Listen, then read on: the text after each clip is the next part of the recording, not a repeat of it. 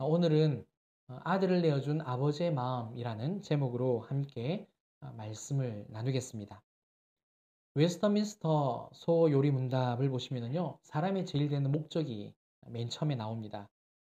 그 목적이 무엇이냐라는 질문으로 나오는데 답은 이래요. 사람의 제일 되는 목적은 하나님을 영화롭게 하는 것과 영원토록 그를 즐거워하는 것이다. 이렇게 나와 있습니다. 쉽게 말해서 사람은 하나님께 영광을 올려드리는 존재다라고 말하는 거죠. 그런데 신앙생활을 해보니까 어떻습니까? 하나님께 영광 올려드리는 것이, 그분의 이름을 영화롭게 하는 것이 쉬운 일은 아닌 것 같습니다. 왜냐하면 나는 하나님의 영광을 위해서 산다고 정말 열심히 예배도 하고 봉사도 하고 또 그렇게 삶 속에서도 늘 말씀과 기도를 하는데 결과나 어떤 결말을 보면 또 돌아보면 그런 부분들이 썩 이렇게 아름답지 못하다라는 것을 우리가 보게 되기 때문입니다. 그러면 진짜 하나님의 영광을 위해 사는 것은 무엇일까요? 그것은 내가 무엇을 소중히 여기고 있는지, 또 그것에 대해서 어떻게 내가 태도와 자세를 가지고 있는지 우리가 살펴보면 알 수 있다는 거죠. 특히 하나님께서 우리에게 비현실적이고 비이성적인, 정말 비상식적인 어떤 것을 요구할 때에 내가 어떻게 반응하는지를 보면 정말 내가 하나님 중심으로 살고 있나? 아니면 나 중심으로 살고 있는지 우리가 분별할 수 있다는 거죠. 그것을 보고 우리가 알 수 있습니다. 이런 내용이 오늘 본문의 사건 속으로 이렇게 기록되어 있습니다. 한번 보실까요? 2절 말씀입니다. 여호와께서 이르시되 내 아들 내 사랑하는 독자 이삭을 데리고 모리아 땅으로 가서 내가 내게 일러준 한 산 거기서 그를 번제로 드리라.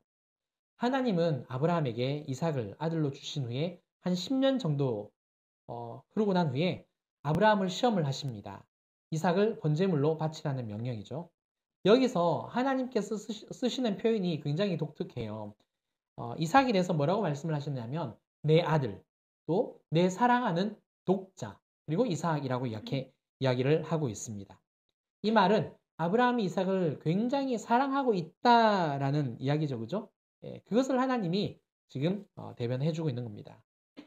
그럴 수밖에 없죠. 오랜 시간 동안 아들이 없었던 사람이 아브라함이지 않습니까?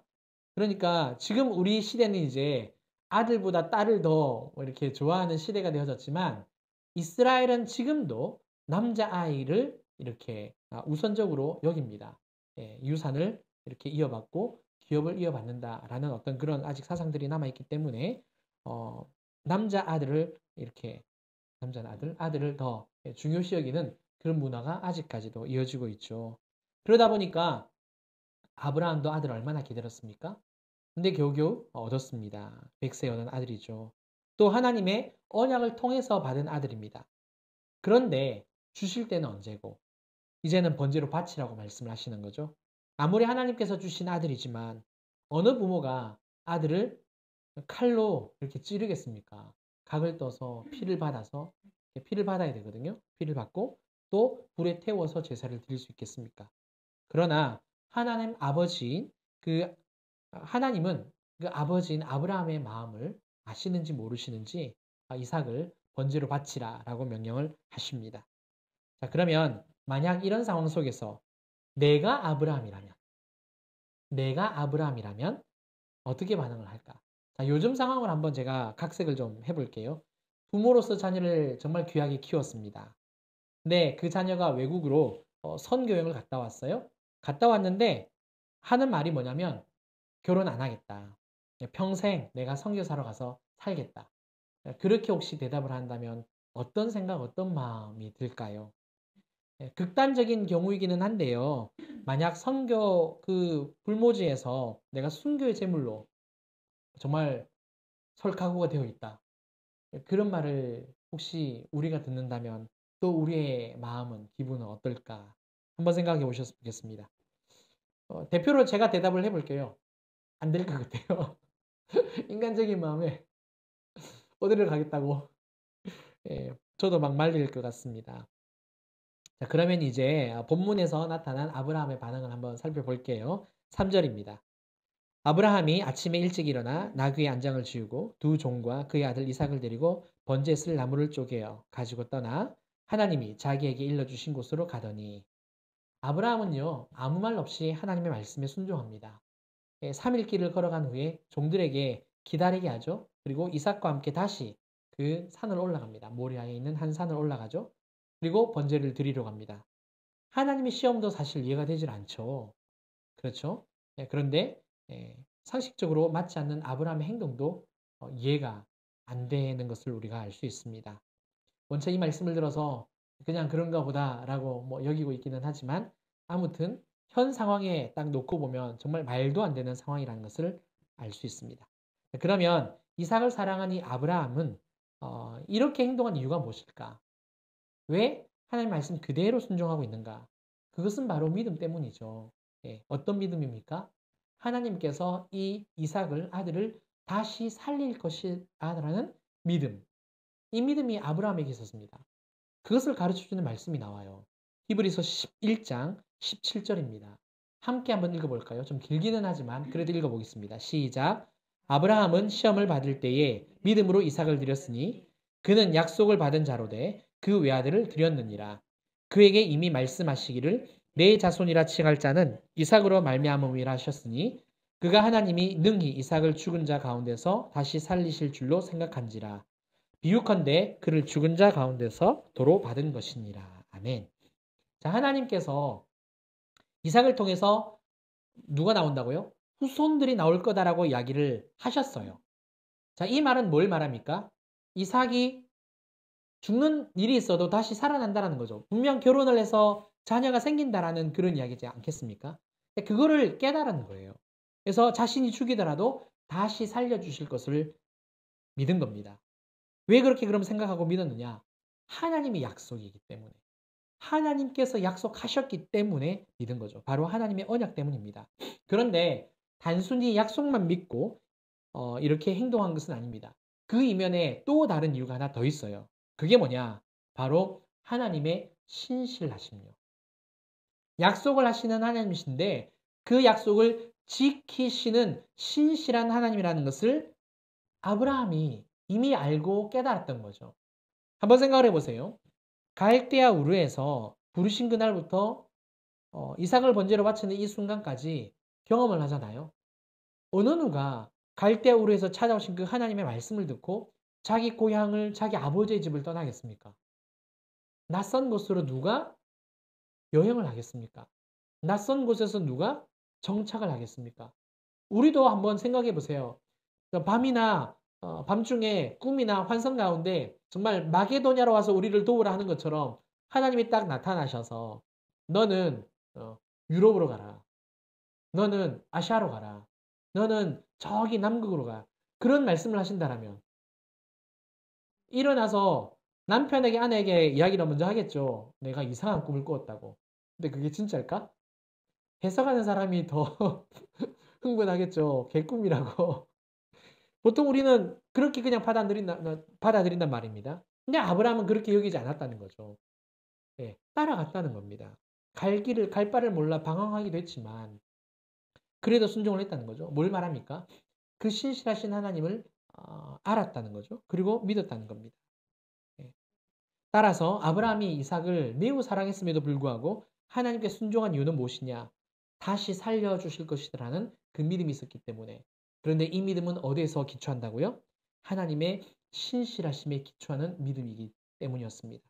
자, 그런 믿음을 가지고 아브라함이 칼을 들어서 이제 이삭을 잡으려고 할 때에 여호와의 사자가 나타나죠. 그리고 급히 아브라함의 행동을 멈추게 하십니다. 뭐라고 말씀하고 있습니까? 12절 말씀입니다. 사자가 이르시되 그 아이에게 내 손을 대지 말라.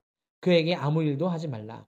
내가 내 아들 내 독자까지도 내게 아끼지 아니하였으니 내가 이제야 내가 하나님을 경외하는 줄을 아노라. 즉 하나님을 경외하는 것을 알았다라고 말씀을 하세요. 그런데 궁금한 것이 한 가지가 있습니다. 왜 이제야 하나님을 경외하는 줄을 안다라고 이야기를 하고 있을까요? 자, 이 말은 이전에는 경외를 안 했다라는 뜻 아니겠습니까? 왜 이제야라는 이런 표현을 썼을까? 그 이유는요. 아브라함이 하나님을 믿기는 믿었어요.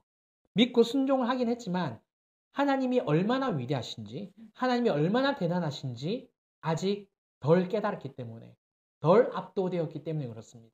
하나님이 진짜 놀라우시는 부분 맞는데 아직 더 깊이, 더 넓게 이렇게 깨닫지 못하였기 때문입니다. 아브라함에게 있어서 하나님은 대단하신 존재 맞습니다. 만약 그렇지 않다면 갈대아 우르에서 고향을 떠나서 머나먼 가나안 땅으로 올 이유도 없었을 뿐만 아니라 아이를 가질 수 없는 그 상황 속에서도 이삭을 가졌잖아요. 그러니까 하나님의 존재를 다시 생각을 하게 된 거죠. 하나님이 진짜 어떤 분이시구나. 그냥 약속만 하시는 게 아니라 그 약속을 진짜 이루어 주시는 분이시구나. 깨닫게 된 거죠. 그런데 아직인 겁니다. 그런데 아직인 거예요. 하나님이 얼마나 더 위대하신지 아직 완전히 모른다는 거죠. 한번 제가 여러분들께 여쭤볼까요? 생활을 최소 10년 이상 하셨죠, 그죠? 그러면 하나님을 내가 얼만큼 안다라고 말할 수 있겠습니까? 그렇죠, 그죠? 우리가 죽는 그날까지 내가 하나님을 다 알까? 라고 할 겁니다. 그러니까 경외하는 부분에 있어서 아직 많이 부족하다라는 것을 알 수 있죠. 그런데 하나님이 아브라함 자신에게 준 시험, 즉 이삭을 바치라는 이 말씀에 순종을 하면서요. 하나님이 어떤 분이신지를 진짜 깨닫게 되어져요. 그게 8절에 나옵니다. 8절 말씀 한번 읽어보겠습니다. 시작. 아브라함이 이르되 내 아들아 번제할 어린 양은 하나님이 자기를 위하여 친히 준비하시리라 하고 두 사람이 함께 나아가서 자, 아들 이삭이 아버지 아브라함에게 물어봐요. 번제할 어린 양이 어디 있냐고. 그죠? 물어보죠. 그래서 아브라함이 대답을 이렇게 하지 않습니까? 하나님이 자기를 위하여 친히 준비하시리라. 준비하실 거다. 이렇게 대답을 해줍니다. 아브라함이 이렇게 대답을 하게 된 이유가 있습니다. 이 대답을 하기 전에 그가 깨닫게 된 게 한 가지가 있어요. 성경에 나오지는 않지만 이 말씀을 통해서 우리가 알 수 있는 게 뭐냐? 하나님이 온 인류를 구원하시기 위해서 자신의 아들 예수 그리스도를 내어주실 것을 이미 알았다는 겁니다. 알았기 때문에 지금 이 말씀을 하는 거예요. 이렇게 자기 아들 이삭에게 대답을 하는 겁니다. 그래서 아브라함이 충격을 받은 거죠. 하나님이 신이잖아요. 신이 자신의 아들을 내어준다는 거예요. 하나님이 자신의 아들을 그것도 인간에게 내어준다라는 이 사실에 충격을 받고 놀라게 된 겁니다. 그것도 죄인을 구원하시기 위해서. 그제서야 아브라함은요, 하나님 아버지의 마음이 얼마나 고통스럽고 괴로웠는지를 깨닫게 된 거예요. 그제서야 이해가 되고 믿겨진 거죠. 하나님 아버지의 마음을 알았던 이 아브라함이 그래서 그 하나님의 사랑에 충격을 받고 하나님을 경외하게 된 겁니다. 그리고 그 경외감이 드러나는 현장이 어디냐? 아들 이삭을 줄로 묶고 번제로 드리는 현장이라는 거예요. 그러니까 이미 충격을 받고 하나님의 그 사랑이 얼마나 깊은지 얼마나 놀란지에 대해서 은혜를 받고 보니까 경외하게 된 겁니다. 경외함이 드러난 그 증거 현장이 바로 이삭을 바치는 제단이 된 거라는 거죠. 여기서 우리가 주목할 부분이 있어요. 아브라함이 아들 이삭을 하나님께 바치려고 할 때요. 분명 괴롭고 고통스러웠을 거예요. 그런데 자신의 마음이 하나님 아버지의 마음과 같다라는 것을 그제서야 깨닫게 된 겁니다. 지금 자신 안에 하나님 아버지의 마음이 있다라는 거예요. 독생자 예수를 우리에게 주시는 그 하나님 아버지도 얼마나 괴로웠을까? 얼마나 고통스러우셨을까? 그리고 그분의 사랑이 이토록 깊고 놀랍다라는 것을 그제서야 깨닫게 된 거죠. 깨닫게 되니까 아들 이삭을 드릴 수 있게 된 겁니다. 하나님의 말씀이 비상식적으로 느껴졌는데 그 하나님을 알고 보니까 하나님이 오히려 비상식적인 행동을 지금 하시는 거 아니에요. 누가 자신의 아들을 내어서 피조물을 위해 죄를 사는 그런 일들을 하겠습니까? 이게 진짜 비상식적인 일 아니에요? 정말 이게 비논리적인 말 아니겠습니까? 근데 그것을 깨달은 거예요. 그러니까 나도 하나님이 나에게 주신 이 아들을 하나님께 바치는 게 쉬워지는 거예요. 사랑하는 성도 여러분, 때로는 우리가 하나님의 말씀을 이렇게 순종하는데 불편하게 여길 때가 있잖아요. 좀 편하게 살고 싶은데 남들처럼 좀 타협하면서 대충대충 좀 넘어가도 좋을 것 같다라는 그런 생각 들 때가 많지 않습니까? 근데 왜 이렇게 힘들게 어렵게 살라고 말씀하실까? 왜 아까 우리가 찬양했던 것처럼 좁은 길, 좁은 문으로 자꾸만 가라고 하실까? 왜 우리를 이렇게 참 마음이 어렵게 하실까? 그 이유는 하나님 아버지께서 그 아들을 내어주신 그 힘들고 어려웠던 그 마음을 우리가 아직 잘 모르기 때문이에요. 아직까지 하나님의 그 사랑의 깊이가 얼마나 깊은지를 내가 잘 모르기 때문에 순종하기가 어려운 겁니다. 그러다 보니까 하나님을 경외하는 삶이 잘 지속되지 않는 겁니다. 오늘 종료주일 그리고 이번 주간 고난주간입니다. 정말 하나님 아버지의 마음이 얼마나 괴로웠을까? 고통스러웠을까? 그리고 하나님의 그 사랑이 얼마나 깊은지를 정말 깊이 깊이 깨닫게 해달라고 기도하시고 정말 하나님 앞에 간구하는 시간 되셨으면 좋겠습니다. 그러면 순종이 쉬워질 줄 믿습니다. 마지막으로 제가 한재성 선교사님이라는 분 이야기를 잠시 하고 설교를 마무리하려고 합니다. 한재성 선교사님과 이제 그 아내 되시는 분이 김진희 선교사님이신데 이 부부가 카자흐스탄에서 선교 사역을 할 때였습니다. 2000년도 초기였어요. 2004년도 9월 달에 이제 이 한재성 선교사님이 밖에서 일을 보고 집으로 이제 들어가게 되어졌어요. 근데 집에 초인종을 누르는데 초인종이 이렇게 소리가 안 나는 거예요. 그래서 이상하다 싶어서 문을 열고 이제 들어가야 되는데 안 열어주니까 전화기를 들고 아내에게 집에다 전화를 했는데 전화도 안 받는 겁니다. 꺼져 있었던 거예요. 그런데 갑자기 문이 벌컥 열리는 겁니다. 열리면서 누군가가 자신의 머리를 이렇게 뭔가로 빡 때리더라는 거예요. 순간 놀라서 머리를 딱 이렇게 딱 손을 댔는데 피가 흘러내렸던 거죠. 근데 직감한 게 집에 무슨 일이 있으니까 아내에게 무슨 일이 일어났나 하고 이렇게 얼른 뛰어 들어갑니다. 아니나 다를까 집안에는 우리 김진희 선교사님이 손과 발이 묶여 있는 상태에서 쇠파이프를 얼마나 머리를 맞았던지 그냥 온 집안의 피가 흥건하게 이렇게 쏟아져 있었습니다. 결국 그렇게 김진희 선교사님은 순교를 당하셨어요. 경찰 조사가 진행이 되어졌습니다. 범인이 잡히기는 했어요. 그런데 아내 선교사님은 이미 세상을 떠났죠. 카자흐스탄 현지에서 장례식을 이제 치르고 마칠 즈음에 그 예배 가운데 찬양을 하는데 하나님께서 한재성 선교사님에게 찾아오십니다. 그리고 그 마음에 이런 말씀을 주세요. 사랑하는 아들아, 내가 내 아내를 받았느니라. 그래서 울면서 그 아픈 마음으로 주님, 그러셨군요. 제 아내 주님께 드리오니 받아 주옵소서. 이렇게 고백을 했답니다. 그렇게 한재성 선교사님은 이제 두 손을 들어서 하나님께 그 아내를 올려드렸고요. 선교사님들은 보통 한국에 집이 없잖아요. 다 정리하고 나가거든요. 뭐 집도 없고 뭐 가진 게 이제 없다 보니까 어, 아내 선교사님을 어떻게 됩니까? 카자흐스탄에 묻을 수는 없고 그래서 한국에서 이제 장지를 구해서 묻으려고 하는데 장지도 없어요. 근데 놀랍게도 하나님께서 다른 분들에게 환상으로 꿈으로 말씀으로 찾아가 주셔서 장지를 구하게 하고 연락을 취하게 한 다음에 그렇게 어렵사리 안장을 하게 되어졌습니다. 그리고 난 다음에 이제 슬픔과 고통으로 지내던 어느 날 이 선교사님이 친구분의 손에 이끌려서 중보기도 세미나를 하게 된 거예요. 근데 너무 힘든 마음이 아직 그때까지 계속 그 힘든 마음이 사라지질 않으니까 힘든 마음에 기도하는 가운데 하나님 앞에서 왜 이 일을 허락하셨냐고 지금도 내 마음이 너무 아프다라고 하나님께 여쭙게 되었답니다. 그러자 다시 하나님이 찾아와 주셔서 성령의 감동으로 말씀을 하시더래요. 사랑하는 아들아, 너는 이 길이 죽어야 되는 길이라는 것을 모르고 갔더냐. 그래서 한재성 선교사님이 계속해서 기도했답니다. 그렇군요, 주님. 죽을 줄 알고 떠난 길인데도 아버지, 그래도 너무 힘들어요. 이렇게 고백을 했대요. 그러자 하나님이 다시 말씀을 하십니다. 너의 마음을 내가 아노라. 내 아들을 너희를 위해 십자가에 내어줄 때 나의 마음도 너와 같았느니라. 나의 마음도 너와 같았느니라.